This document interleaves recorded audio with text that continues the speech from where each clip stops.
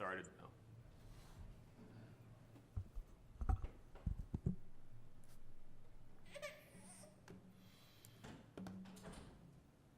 Andy, can you hear me? Yep. Oh, good. Okay. My audio has not been working, so I wanted to check. Thank you. I will re-mute myself. Actually recorded in cloud probably, right? Yeah. There's no record cloud option. How's London? It was excellent. First time I've been back there in 35 years. Oh, wow.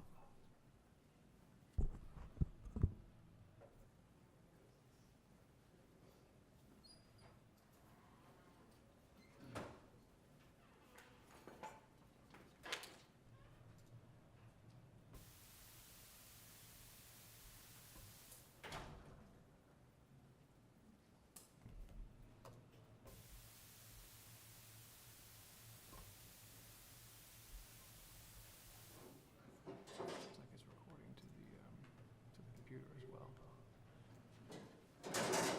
In that case, I'd just be able to retrieve it and then send it, right? Oh, yeah, this is for Deidre. Yeah. Okay. All right, welcome everybody to the September 4th, 2024 Zoning Board of Appeals meeting.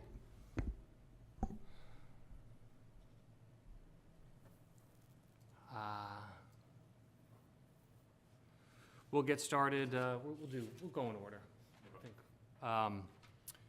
We're gonna get started with our first application. The application is for the property located at 20 Rust Street, Assessors Map 55, Lot 132A in the R1A zoning district, owned by Araz Havan.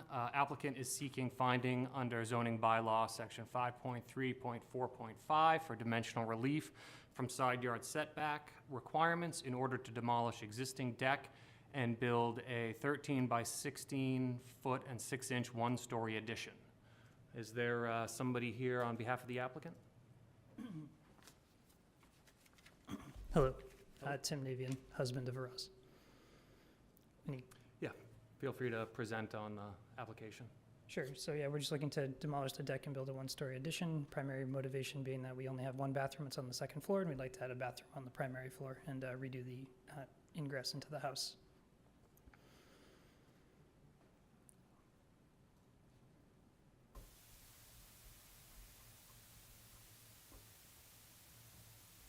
Does anyone from the committee have any questions for the applicant?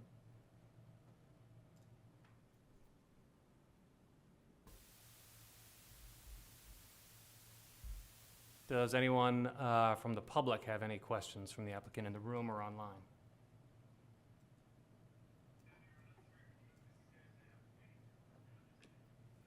No? Any further discussion from the board? Pretty straightforward. All right. Do I have a motion? I motion to allow the construction of the bathroom and the deck. Do I have a second? I second. I second that. All right, so we'll take a roll call vote. Andy Phillip, Aye. David Parentchief, Aye. and Stephen DeRocher, aye. Congratulations, your application has been approved. Let's see, I think I should note that I'm the acting chair for the evening. The chair of the board has 14 days, I believe, to issue the decision. Then there's a 20-day appeal, after which point the becomes binding and you can get a building permit. Perfect, thank you. Thank you. And Patrick, feel free to correct me if I'm wrong on any of those points. You're right. All right. Next up, the application for the property located at 75 Lakeshore Avenue, Assessors Map 66, Lot 128, in the R1A zoning district. Owner Denise Kelly is seeking approval to demolish an existing 12 by 15 foot structure to build a garage, and approval for a finding under zoning bylaw section 5.3.4.5 for dimensional relief from side yard setback requirements. Proposed garage will encroach approximately 1 foot further. Although I believe that's no longer the case. Correct. Correct. Would you like to present on the application? Thank you. Brian Stein from Van Stein Architects on behalf of Denise Kelly, who is on vacation and couldn't be here tonight. So yes, we submitted a revised application, I believe, on Tuesday, if not before, to not encroach any farther into the setback and basically stay in the same spot, same corner that the existing shed is, and move the front of it forward. So we're not going any farther into the setback. The reason for that is they went to Conservation Commission a couple weeks ago, and they asked that they not encroach any farther towards the lake. So other than that, it hasn't changed. This is just a, existing shed that's not big enough, or a garage is not big enough for a car, so we're adding, she wants to add a one-car garage and then a connection to the house. Pretty straightforward. We have a letter from the neighbor, I think, that's in the record that has next door that has no issue with the project, so. That's great. I'm glad the Conservation Commission did the hard work for us. Yeah. 'Cause that's a tight spot right there. So it's good to see that it's staying where it is. Any questions from the board?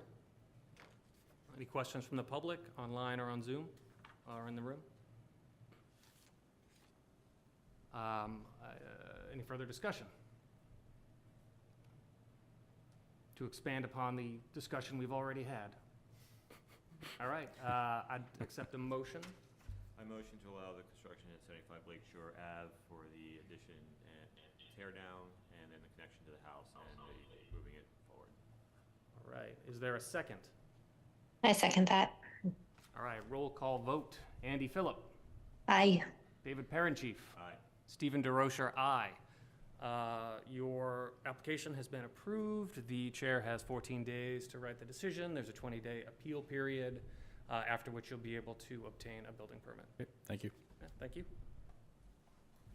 All right. Let's keep this train a-moving. All right, the next application I need to abstain from, so I'm going to appoint David, because he's in the room, as the acting chair to the acting chair. All right, the applicant is for the property located at 22 Elliott Street, Assessor's Map 55, Lot 69, R1A, zoning district. Owner Scott Regan is seeking approval for finding under zoning bylaw section 5.3.4.5 for dimensional relief from the side yard setback requirements in order to expand existing deck.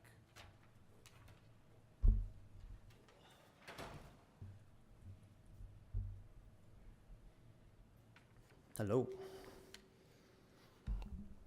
Basically, my wife and I and two small children live in this house with a relatively small plot of land. There's an existing 10 by 12 foot deck, and we're looking to just widen it to give us some more room to hang outside, have some dinners, play with the kids in the yard.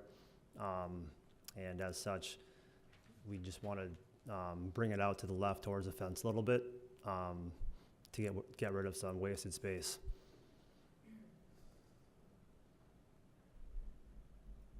Sorry, I'm just waiting for this to reload.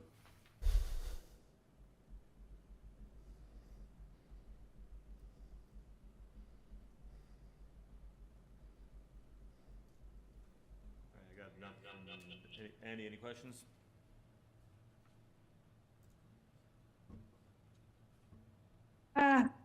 Okay, can you hear me? Yep. Hello. Okay, cool. So I understand it's a setback. Is it, and it's still non-conforming, how much does it encroach on, how much extra does it encroach? It's a foot, right? Is that what I'm reading? So are you asking what we're proposing, how much it'll encroach? Precisely how much more it would encroach? We're looking to bring it out by like 3.5 more feet, Got it. One side or total? just on the left side. Just on the left side? Well, we're gonna expand the deck. The only part that affects, that is gonna exceed the setback is on one side. Okay.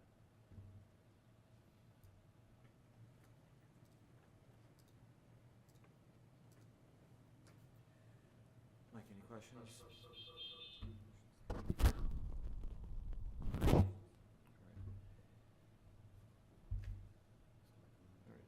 Yeah, Yeah, I'm just going through regulation real quick, make sure there's nothing that's gonna come back and bite us later.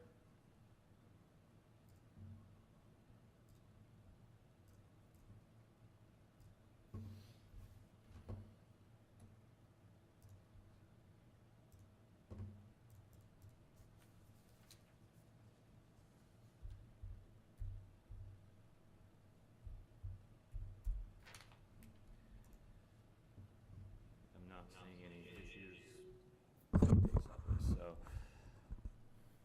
I have no issue with the request. It's a deck, it's not a formal structure. It can be shortened or adjusted if there is an error later on, so I vote to allow it. Andy?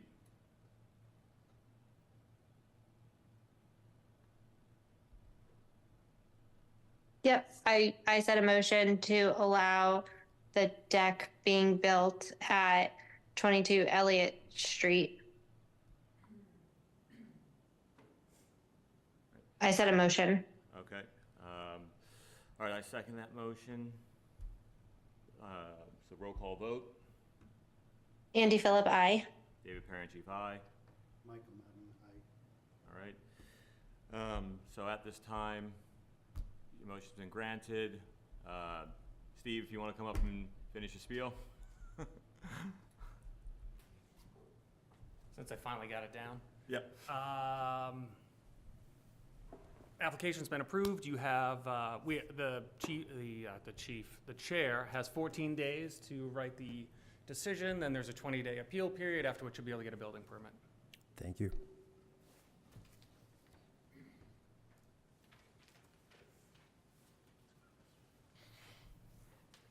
Okay, moving right along. All right, our next application is for the property owned by Erica and Frank Tortorici, for the property located at 85 Woodland Mead, Assessor's Map 47, Lot 224, in the zoning district R1B.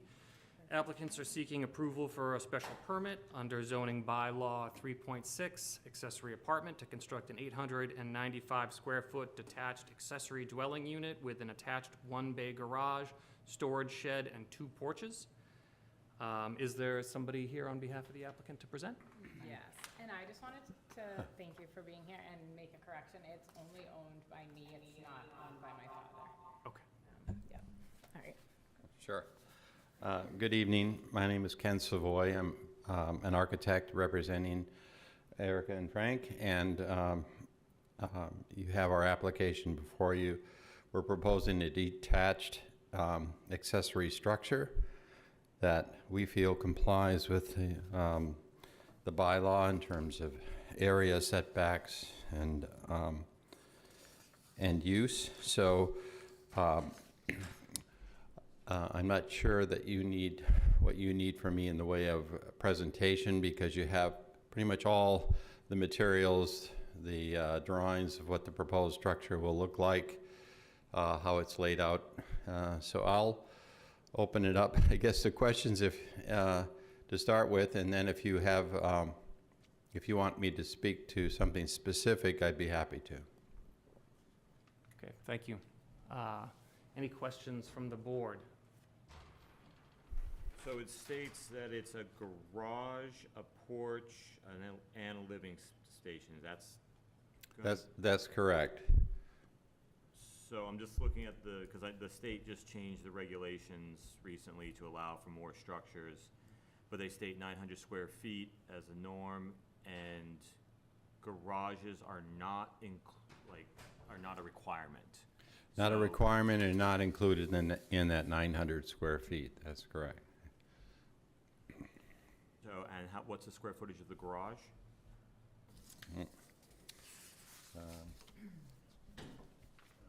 It's a oversized single-car garage, so I'm going to guesstimate it's probably in the neighborhood of 400 square feet. But I can give you more specific information. You can see in the plans, it's really designed for just a single car with additional space on either side for storage of yard equipment, maybe a motorcycle or something or that, of that type, yeah. No motorcycles, okay. But we do have a large property, and our long-term goal is to have horses in our paddock, so we just want to plan ahead for that. Okay, so is this a family unit or is this a rental unit? It's gonna be a I family can unit? speak to that. Yep, so my sister lives on the west coast, and my parents live about 45 minutes from my house, and they're over quite often to help with childcare. So I was hoping to add a bedroom and a bathroom in that space, and then I also do work from a home office, so we would use that area to either escape and work, and my parents would be in the main home. We just didn't want to add an addition to the property because it would change the aesthetic of the main home, and we have that land to do that with. Okay, so someone's actually not gonna be living there full-time as a accessory unit. So yes, it would be used for my mom and dad, yep. So it would be either Erica and her husband and child, or My Frank, parents. his wife, Yes. Erica's parents, sorry. But not full-time, I think is what David's asking. No, it is we- full-time. We would. Oh, they're going to relocate to here. Okay. Yes, and, yep, and my sister's on the west coast, so they would have the opportunity to travel and see her and have space at my house to be.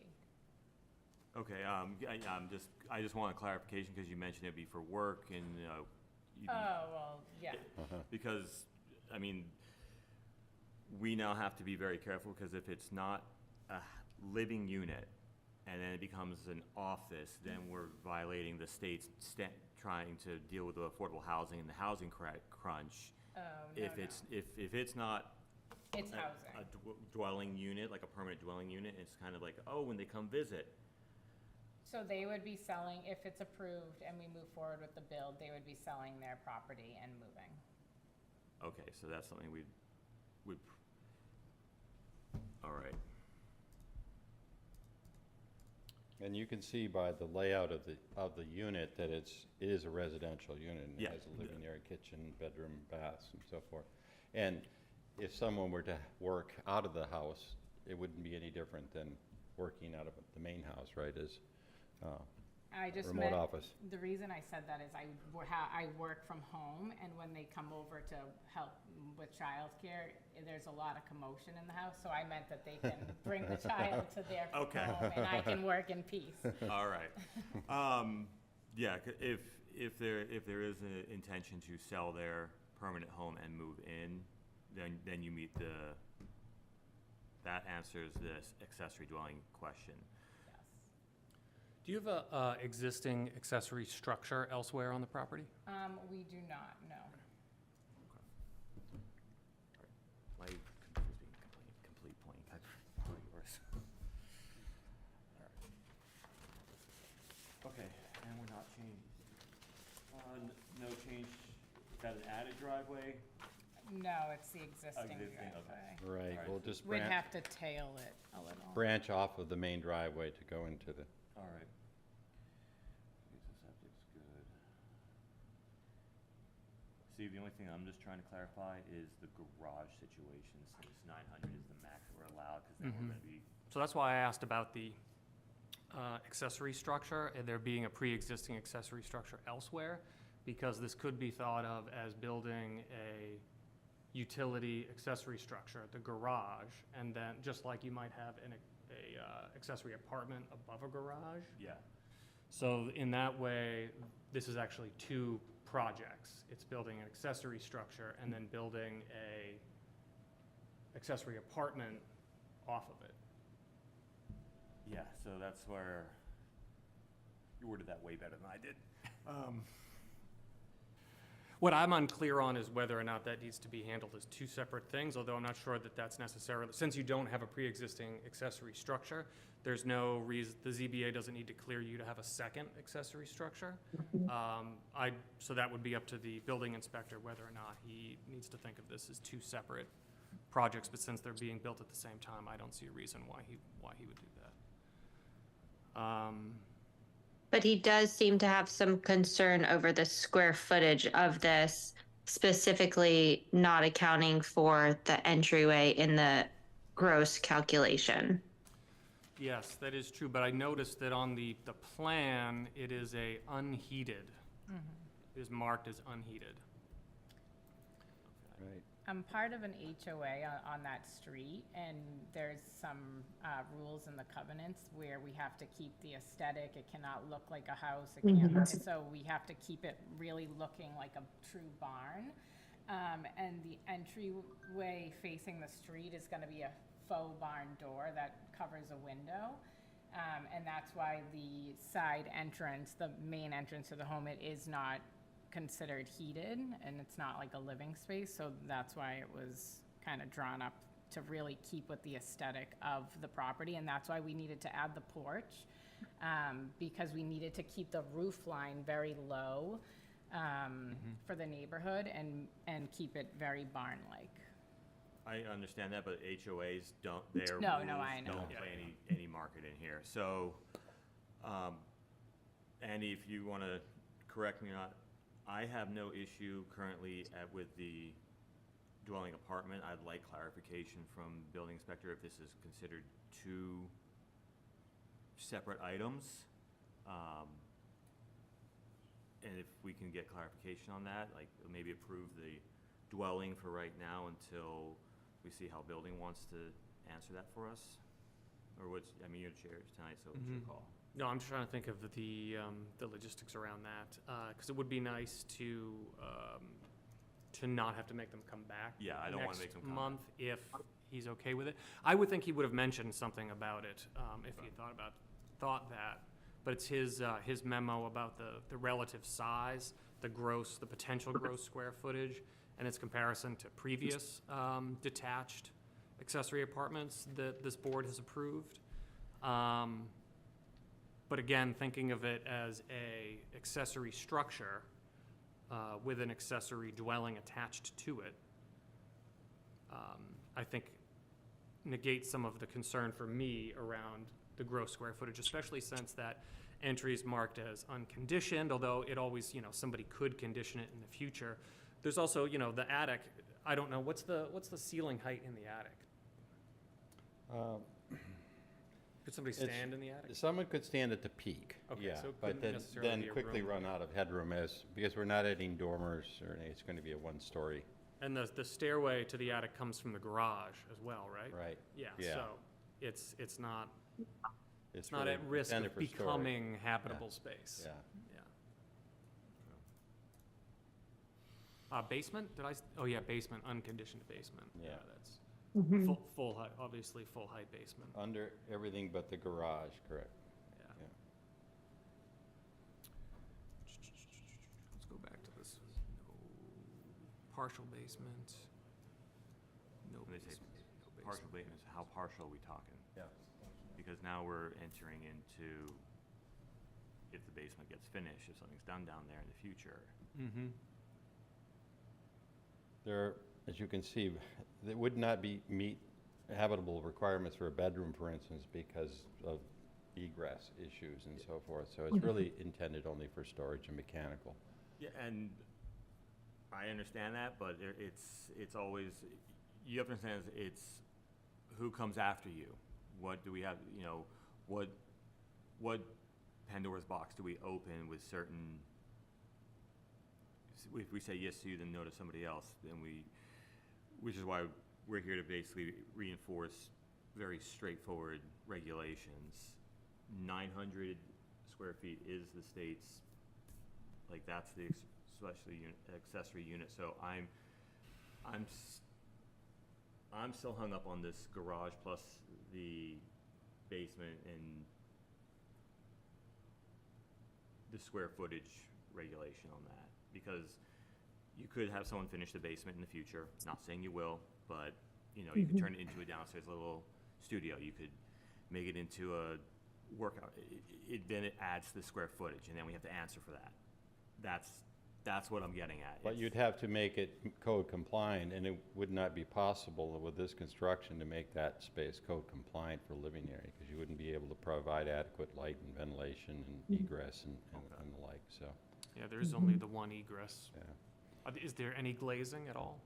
Well, we'll have to provide ventilation. We're not required to provide light to that, but I imagine there will be small basement windows placed within the foundation. It's a flat site, so, you know, it's not like we have ability to have a walkout or anything here. It's. Yeah, you're going it's- straight to the ground and down. Right, yeah. Yep.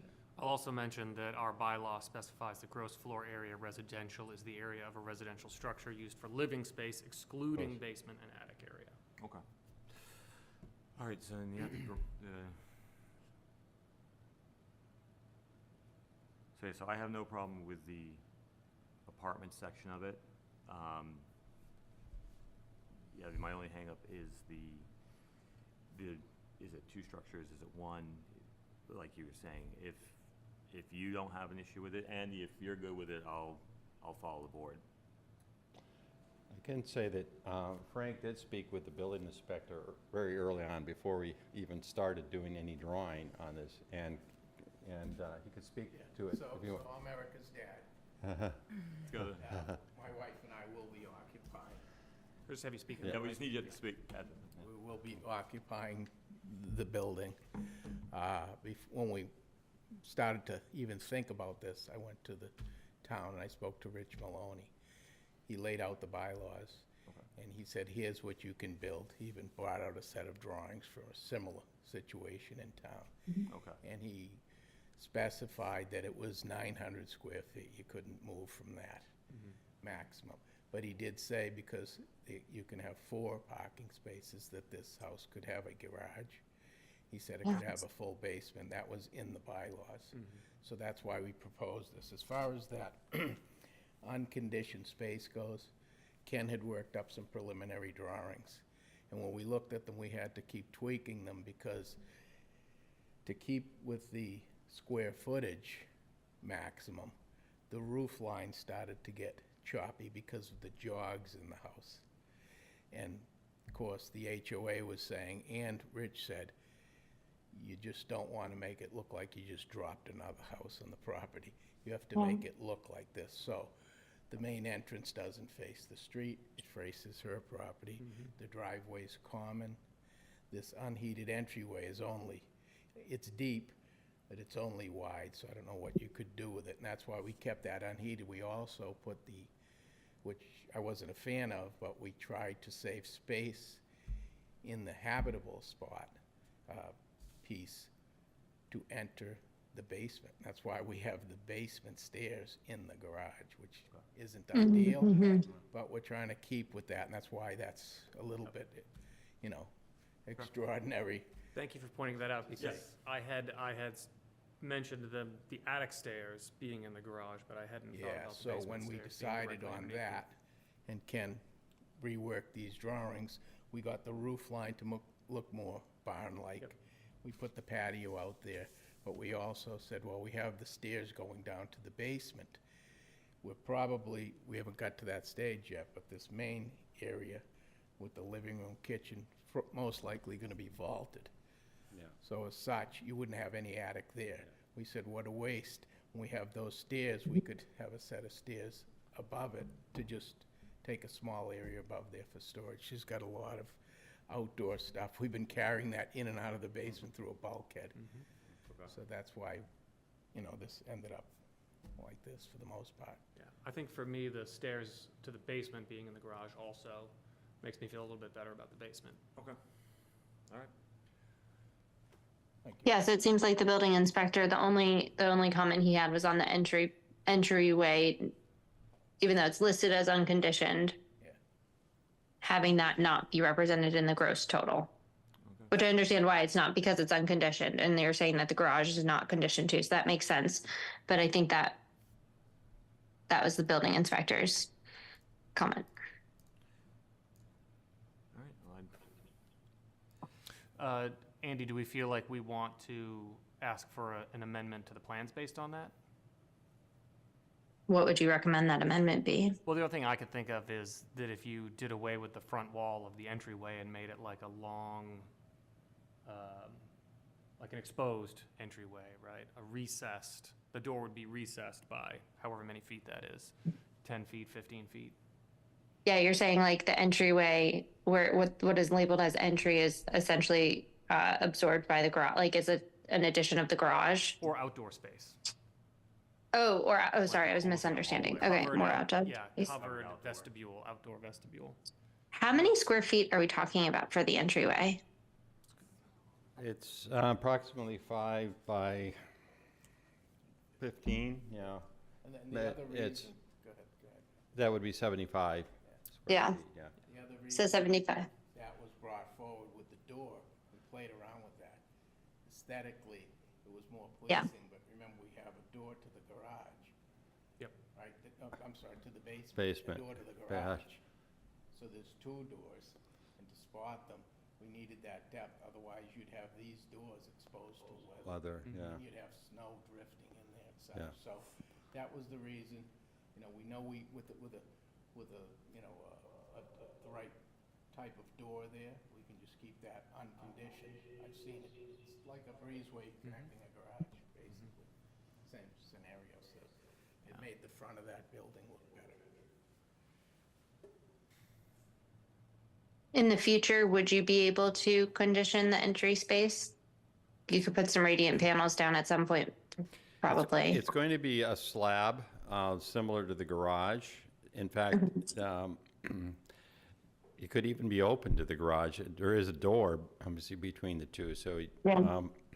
but as Frank pointed out, having that closure at the very end of it will make it safer with snow blowing in there and drifting and so forth. So that's why we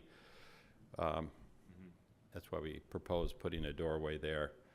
I don't know how there's whatever the temperature of the garage will be is probably what that entryway will be. Yeah. It does sound like it might be a challenge to make that 75 square feet habitable. Yeah.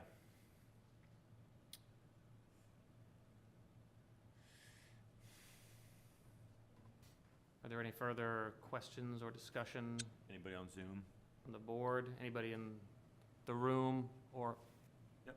we have folks in the room?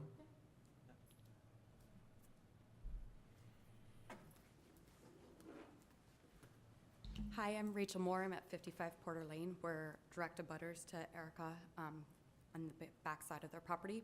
So I was wanting to seek clarification on the accessory apartment, the bylaws that are currently in town for the place, and I know the state has just come through with new regulations. Which ones are we looking at here? Because when looking at, the accessory apartment 3.6.1, I don't see how this meets that purpose and intent that's stated in the town bylaws. So wanted clarification there on that piece. We would be using the existing accessory dwelling unit regulations in the zoning bylaw. Those new state regs aren't going to be enacted until after February the 2nd of next year. So of those, for the purpose and intent of 3.6.1, what one of this does that meet? It's a good question. So for the record, the purpose and intent, the 3 intents of 3.6 accessory apartment include adding moderately priced rental units to the housing stock to meet the needs of small households, both young and old. 2, making housing units available to moderate income households who might otherwise have difficulty finding housing in the town. And 3, provide older homeowners with a means of obtaining rental income, companionship, security, and services, and thereby to enable them to stay more comfortably in homes and neighborhoods they might otherwise be forced to leave. I'm of the opinion that the concept of an in-law apartment falls roughly under the third provision there, right? Of having older family members. Provide older homeowners with a means of obtaining rental income. So Yeah, I agree. It doesn't sound like it meets that criteria. There's also companionship security and services. But the first line there is provide older homeowners. So the owner of the primary Correct. resident is not an older homeowner. Correct. And I think in an in-law apartment scenario, usually the in-laws who live in the apartment usually aren't the original homeowners either. Yes, but an in-law apartment is part of a primary structure. This is a completely detached structure. It is, yeah. That's why we're having a lot of discussion about the square footage and the Understand. accessory building versus accessory apartment, yeah. And in addition, my Wi-Fi here is obviously not great. So I don't know what part of the bylaw this falls under, but looking at the bylaws that are in place for the state, and it says, the creation of an apartment must share a common floor or ceiling with the primary dwelling or a common wall connector. That's .16, and I'm sorry, I think it falls under 3.6.4. Yeah, in fact, there are a number of requirements within the 3.6.4 modification of the exterior of the dwelling, right, that pertain to when you're doing this inside of an existing dwelling or adding an addition.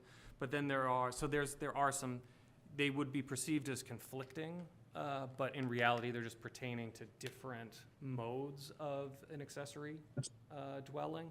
We've had detached accessory dwellings before. There were a couple of requirements here that pertain specifically to detached structures.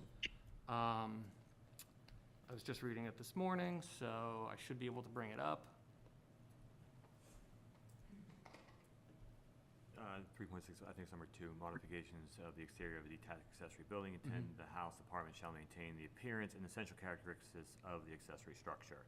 Yeah. Which I guess goes with the HOA that you guys have to keep it looking a certain way.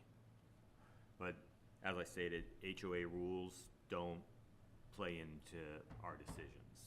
But working with what we're reading here, it kind of meets their requirements. I guess how do you know what the dwelling is being used for though, right? At one point it was a home office, another point in time. We're getting you on doubles, bud. I guess how do you know at any point in time what the structure is being used for? My parents are selling their property if we move forward with the build, and they will be living there. They're got 70 years. How do you know it's a primary residence, I guess is the question, right? So we do have the ability where, like, Registry of Deeds can show that their home was sold. Like, we could put that as a caveat that, there would have to be some sort of agreement that, there would have to be proof of the senior citizens, which would meet the older person, are selling their home in order to have a more affordable option with their daughter. That's something we can put in place if that puts your mind at ease. That we can talk about, but again, that wasn't on the table right now for us to discuss, so I have to make sure, like, legally that, and in the confines of what we do, that we are authorized to do that. So we might have to delay this to get clarification, just for safety's sake, but, obviously, the rules are still the rules. What are they, 854 square feet is what we're looking at? 894. 894. Or, sorry. excuse me, 895, sorry. 895. So 895 plus the 75, that would technically put them over, but then as the building inspector said, that's a non-counted hallway, which if they were to finish it, then they would be in violation, which then the building inspector and the town could come back and be like, you're gonna have to tear it out. I understand, but also in addition to that almost 900 square feet, we also are talking about a 400 square foot garage, correct? Then additional 2 patios, 2 porches. And a shed. The footprint of this new accessory dwelling is quite large when you take it into account of the entire footprint of it. Yes, Erica has a large property, but the piece of land that this is going on is not acres, it's a small. Yeah, I hear you. And it's also, one of the things I think that's interesting about this is that there's talk in the bylaw, there's nothing specific, but there's talk in the bylaw about how a accessory dwelling is sort of exposed to the public, right? Usually it's the door is not supposed to face the street. if any of the walls face the street or it's behind, the accessory dwelling is usually supposed to be behind so that it doesn't look like it's two different, houses on the same property, at least from the street, right?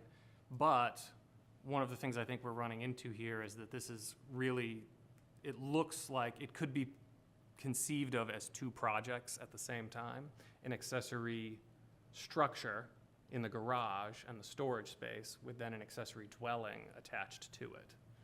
I say that only to say that if they, if we turned them down and the state law didn't change to enable this by right,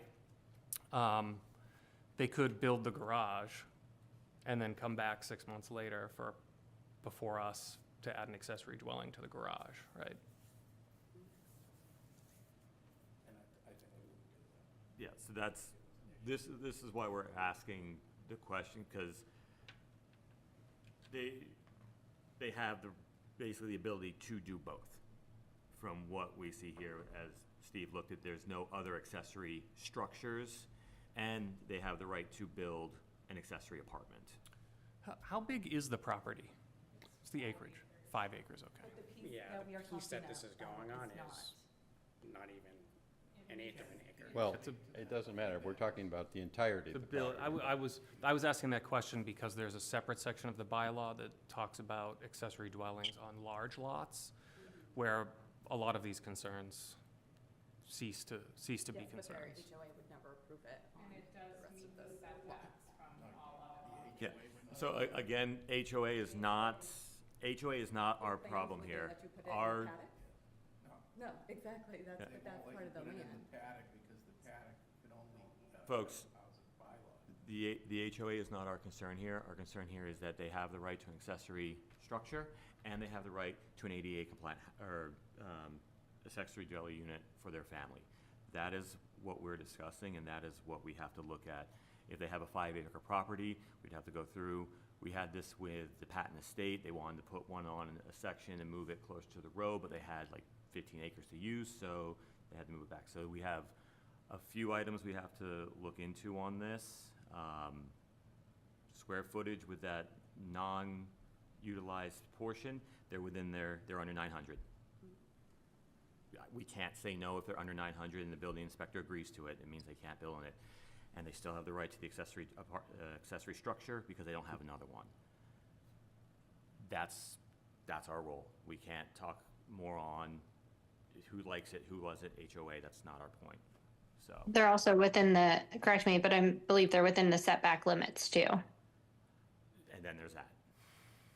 If I could speak to one other thing that was just raised moments ago about, believe in your bylaw, you require the occupants to license or register these properties on an annual basis to verify that they are indeed used by. They have to consistently be So used. that's a way to confirm that it is going to be continuously used as a residence, and as an accessory residence. And the accessory is, but the occupants of the accessory residents have to be Present. identified, right? Yeah. So they would be registered in town to vote. They were, yeah. And that, yes, I'm well aware of that.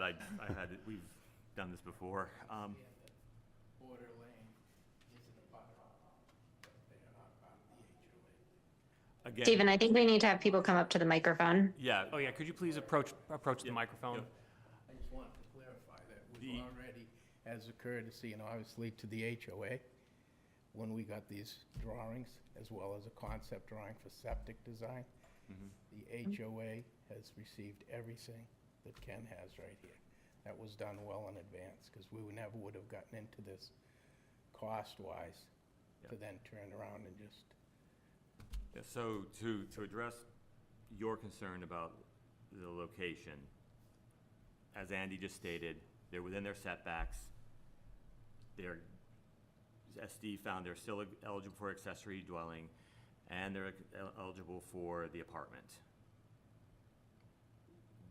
We can't,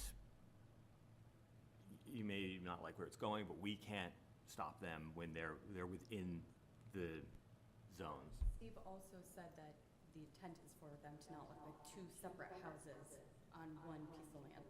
This is a 900 square foot house with additional square footage around it in garage and patios and porches. So it is an entirely separate living unit on the front street. So they're next to each other, it's not behind each other. So you're seeing both from the street. Right, but the bylaws say that you can put up a separate dwelling. That's what we checked on.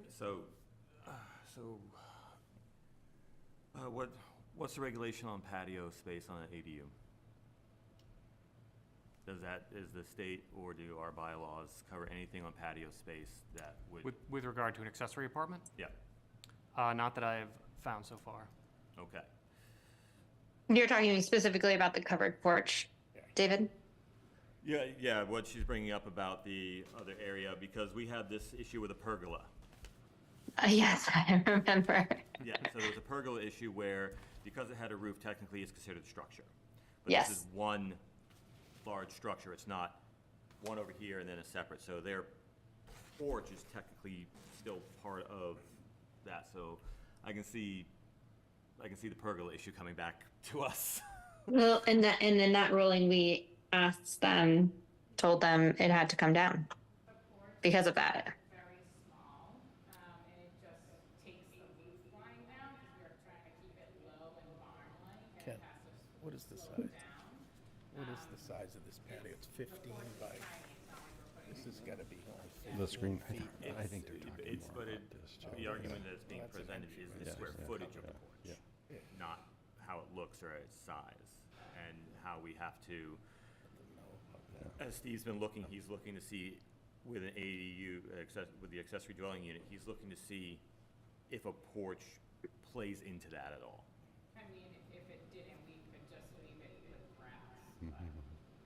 That might, Chairs under there as well. I know, Then what are we trying to avoid? is going to be there. yeah, and I get that, but we are here to review. It's big enough for two Adirondack chairs and two Yeah. old I mean, what you have to understand is strictly from the rules, you are eligible for the accessory building and you are eligible for the ADU. Yes.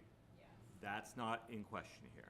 The question is the extra parts of it, and if that's countable, which if the building inspector didn't find it that way,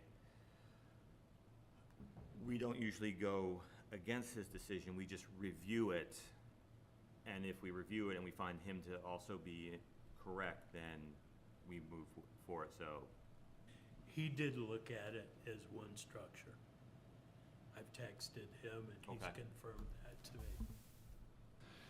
I will also add that part of the aesthetic here is to make this really look like a barn, or a stable almost. So keeping it simple and. I understand yeah, aesthetic, but and I yeah. get it, it's our bylaws, but we're I confirming, understand. So.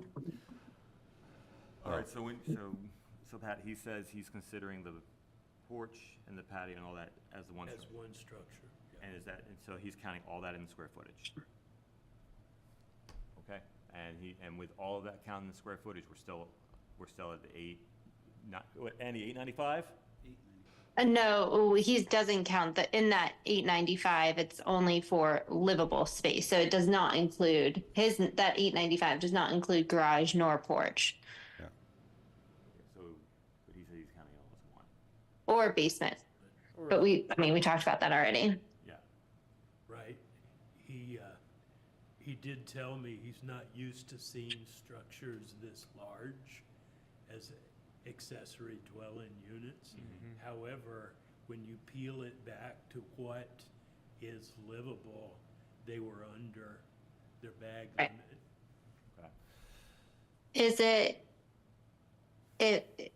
with the new bylaws taking effect in February, would the applicant be better served, or does it not matter to hold on to this till February?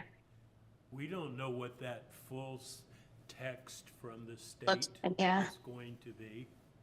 So that would only be reading tea leaves at this point. Yeah, right. Well, Okay. I think at this point we should at least clarify as of right now, the livable indoor space Conditioned, yeah. addition at the 895 square feet and the garage are two things that we can definitely agree on. The covered outdoor porch area, even though it's one structure, Can we go back? Can I get one clarifying question? I'm sorry, I didn't catch the abutter's name.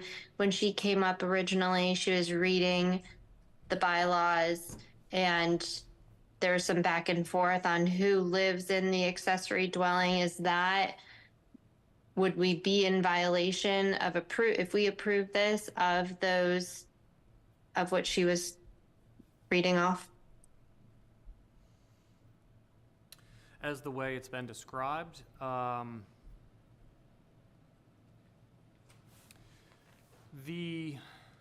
so this is, those 3 points that I was reading aloud earlier are the purpose and intent. They're not necessarily regulations. Okay. As, you know, as opposed to, say, the procedure or the requirements, rather, which list the 17 points to which we must hold the application to. Yeah.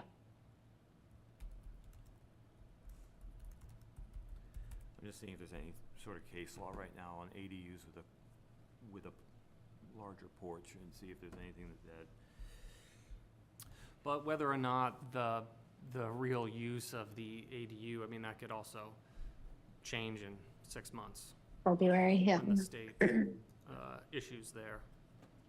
I have a question. Would there be a difference if this was just attached to my structure versus detached? Because if I just add it on to my structure, it's the same point. I'm still adding girth to my house, so I don't understand what the pushback is.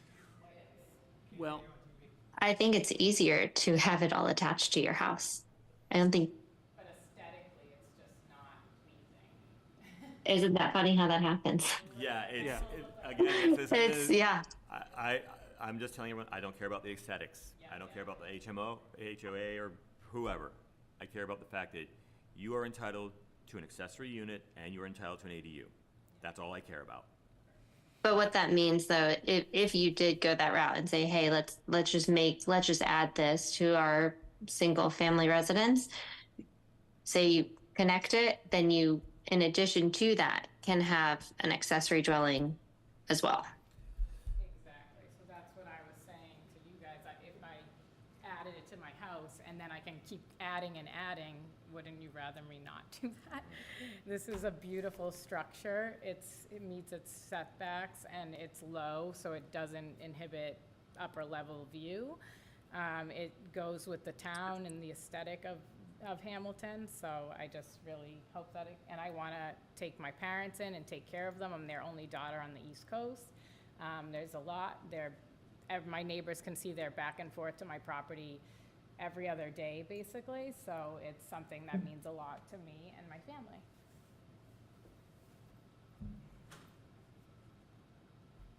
Stephen, can you comment on, because the building inspector has viewed this as one project, the board is potentially comfortable with the square footage, knowing that the entryway is not able to be an issue. That's what the building inspector flagged as an issue. Is there any reason why we would not, aside from neighbors commenting on it, that we would not approve this from the bylaws? I don't see a reason not to, especially since this structure could be built as an accessory structure, as a barn, and then come back and have a ADU put into the barn. An 895 square foot ADU put into the barn, right? If it was done as two projects. The issue with the entryway, I mean, we can condition as well, too. We can put a condition that says that entryway can never be finished. I mean, it can't be, because then it would be in violation of the 900 square foot rule. So the condition would just be a hat on a hat. Yeah, I was just looking at our old thing with that pergola. I know you don't like the idea of the porch, but they're within the regulations. Like, the building inspector has stated his point. We have discussed this. They have the right to the accessory, they have a right to the apartment, so. And we ask for conditions around privacy then. We're both two new properties that have been put in within the last few years. We've done extensive landscaping based on the footprint that is there today to add privacy. Can we ask for conditions around privacy fencing or screening to? I do think that one of the things that as a board, we've done in the past. But we did that with a housing project. Well, I'm thinking of instances where there's a butter opposition, and we've sought to create conditions to ease a butter opposition. Right. How far, or what's the view angle we're looking at here? Yeah, which side faces your property of the structure? It's directly in front, so we're coming down our driveway. It will be directly in front of us. So you- I'm at 55. Yeah, I'm They're- at 68 Cunningham. It's, I think, directly in back of So our house. 55 Porter, you said, right? Okay, so directly in Back back. of both homes. And it's closer to Woodland Mead than to the back of the property.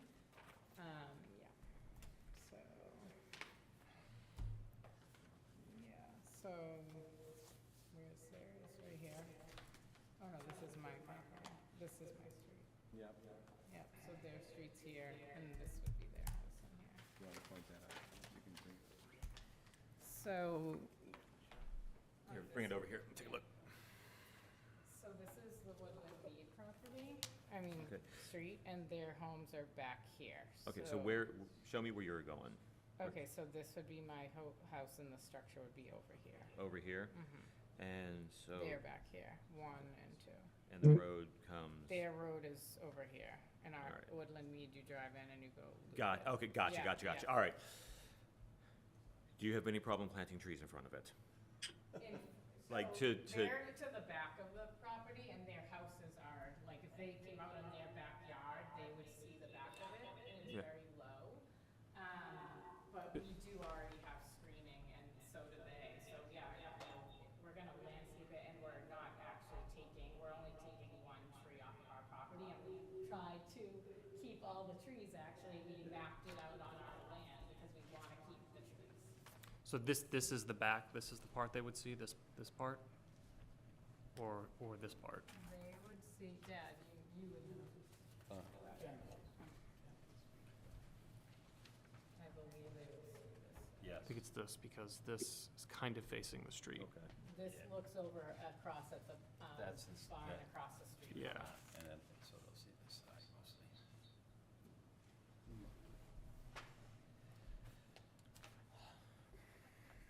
There are a number of trees in that area where the structure is going, and we managed to, as Erica said, save all of them except for one.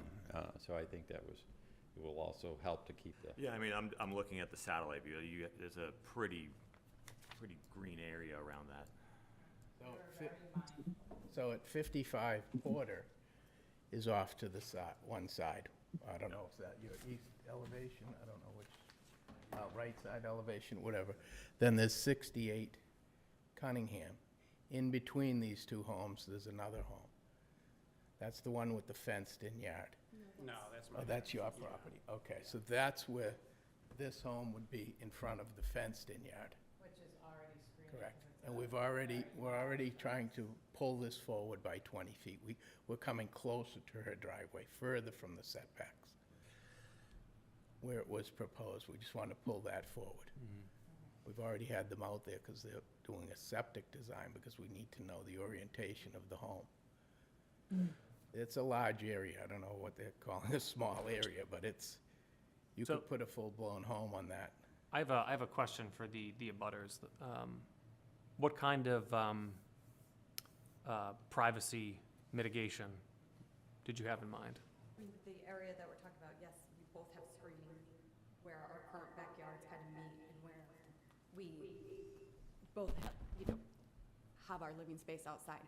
Where this home is, there's currently no screening between those two areas, right? Between the fence and. There's the trees. Well, there's the trees, but, I mean, the driveway is going to wrap. Coming down our driveway is gonna be then the extension of the driveway. I know it's setback. I understand that you guys are in your rights. I totally get that and respect that. What I'm asking is for screening to be done, either a fence or not a chain link fence, but a privacy fence or some sort of screening to keep with, the distinction between the two. Natural screening is optional.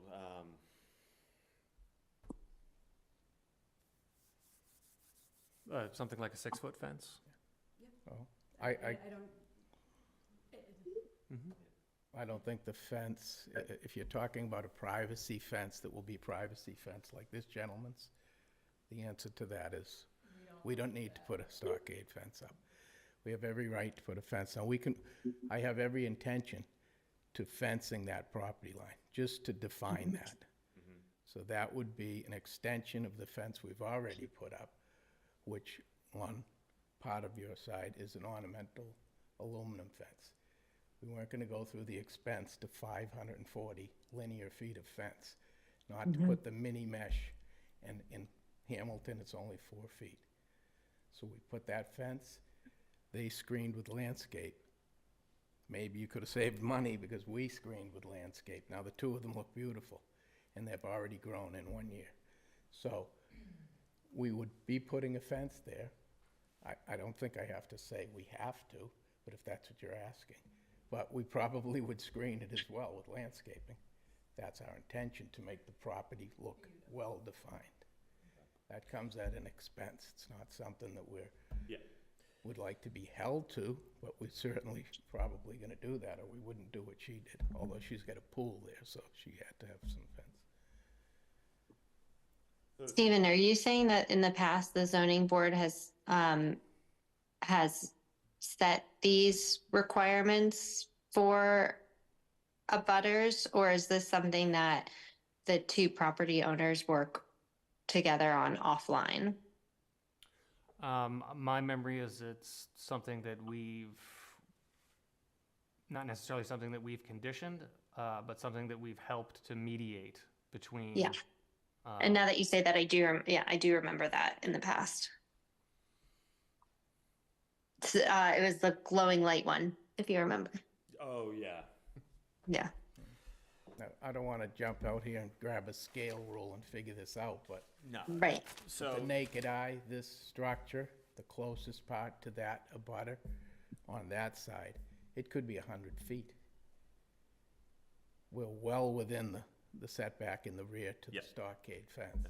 Again, we're not questioning. Correct, I know you're not. I'm not questioning that. We've already established you're within, we're talking about the long-term Correct. cohabitation within Yes. town. Yeah. I understand. If you say you're already planning on landscaping, you're planning on planting. Well, there's gonna be landscaping there, obviously. Yep.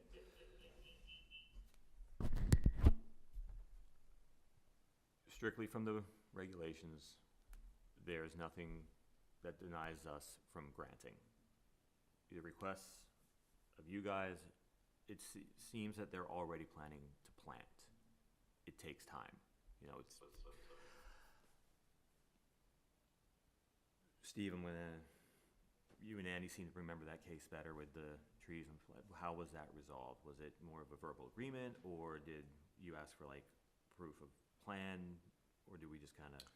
I don't remember. It was two that I remember. One was a verbal agreement, and that was, everyone was happy with that. The second one, there was one where the trail signs, I forget the street, the trail signs. And that one we as a zoning board said this is not our jurisdiction, and we asked the two owners to take it offline. Yep, that was the right-of-way trail. Yeah, exactly. All right. I think I heard concern about the driveway, Rachel. At first, Ken did propose looping it in the back, and I said absolutely not. I said, I don't want my property to have pavement everywhere. And I said, let's make the driveway as little as possible and just right in. So it's coming, I think you're picturing seeing car come in like there. You wouldn't see the driveway because it would actually tail right in front and go right into that garage. It would be. Doesn't go as far back as your own driveway now. Yes. So I think that also, I've been very, very mindful of my neighbors during this process. Yeah, it seems like you guys have, your plan's been thought out. Again, you met with the building inspector prior. The building inspector's already given his point. We've given our points. You're gonna landscape. I mean, can we, I guess a verbal agreement that you are going to landscape some sort of tree line along that property line? Yeah. So, will you guys take a verbal agreement that they will do trees along that property line? Good? Okay. I think we were asking the abutters. The butters, is that, I've already spoken to my wife and my daughter about extending that fence to, again, define that property line. So right now it cuts around, but we've left this other areas wide open. Once this house is there, we were gonna come across towards your fence. And that would close your area off, because you own part of that in the back. I'm sure you know that. We know exactly where the property line is. It was surveyed for the pool, it was done again, so. We what I'm would saying do is that, but I don't wanna be held to, this expensive ornamental fence to somebody else. to no, look not at. ornamental fence, Okay, like so, slowly plant trees. if, plant if trees. I have deep pockets, maybe I'll do that, but other than that, Or it's Yeah. something where you just forget, because I think we're getting to touchy territory with. Right. Unless it's a verbal agreement that you guys will do some sort of planning, I don't think we should step in on this one. Yeah, I'm not proposing that we condition anything, but just trying to mediate the parties to make sure that there's, yeah, I mean, that would be beautification of the property as well, so we're all for that. We'd like to make everything look right. so I think our question is for the abutters, that the landscaping that you've heard about, the fencing that you've heard about, does that Is that ease some of your privacy concerns? I mean, overall concerns are that we bought a piece of property in Hamilton, right, with a vision, and I understand people can change their properties and they have the right to do what they want with their properties. As a zoning board, you're setting a precedent that people who have extra acreage can then put, an accessory dwelling right next door to it. So it is two separate houses. We're talking 1,400, 1,500 total square feet of an additional property on their, next to their primary Not residence. according to So- the building inspector. So I understand. So that's why we were here tonight, to ask the questions, to get clarification, to Yep. understand if it fit within the bylaws as they're stated. I still don't agree fully that it fits within the purpose and intent, but that's That's what your this- job, and Yeah, and the four of us seem to be, they have the right to the accessory, they have the right to the apartment. They're doing it as one. So, and the building inspector also found that, so we're not going to try and overturn the building inspector when he has also laid out the regulations, and we're just confirming, like, this is not they're not building a 5,000 square foot house on the property on 5 acres. And the only thing I would request is, once you move in, like either proof of sale of the house or, registered voter in Hamilton. That way we know it's legit, and then the building inspector and all of our questions are done. It's an ADU. So, at this point, I think we move the vote. I would accept a motion. I motion we move to vote on the accessory dwelling unit with the attached garage. I would accept a second. I second Andy Phillip. All right, roll call vote. Andy Phillip, Aye. David Parent-Chief, Aye. Stephen DeRocher, Okay, aye. With the caveat that 75 square feet cannot be improved or built Yes, or with touched the anything. condition. We'll add the extra condition. I'll make Bruce write it. Yes. That, that 75 square foot entryway cannot be made habitable space. The chair has 14 days to write the decision, 20 days, there's a 20-day appeal period after that, after which point you'll be able to obtain a building permit. All right, do we have any minutes to approve? That was our All last right. one. Yes, that was our last application. I suggest that, I feel like we've done this in the past, that because Bruce was a party to the meetings for which we are approving minutes, that he should be one to vote on the minutes. So I propose that we hold off on voting on the minutes until next month. Okay. I have no updates. Okay, I vote on, we suspend the minute vote until Bruce is back. Oh, do we have to vote on, You no, We're good? yeah, we could Okay, just, then we're just going push to until, push until next time. yeah. Steven, thanks for being the chair. Sorry. Thanks to David for being the acting chair to the acting chair. Hey, Putting that on record. Can I just ask a simple question, Stephen? Did everybody vote that needed to vote on that? Okay. Yes, Just, 3 votes. okay, just, okay, thank you. I appreciate you guys being open-minded. I know to her point, she just doesn't want this out there, but. We can only go off the regulations. Yeah. Personal feelings and aesthetics are not our bag. Thank you. Thank you, guys. Thanks, guys. I would, let's see, unless anybody has anything else they want to discuss, I would accept a motion to adjourn. I motion to adjourn. I would accept a second. I second. Roll call vote. Andy Phillip to adjourn. Aye. David To Parrish. adjourn, aye. Aye. Stephen DeRocher, aye. We are adjourned. See you guys October 2nd. Think so. Yeah. Maybe I'll be in person one of these. Yay. Thanks, guys. Bye. Thank you. See ya. Thank Bye. you. Very good. Are we clear? We're done.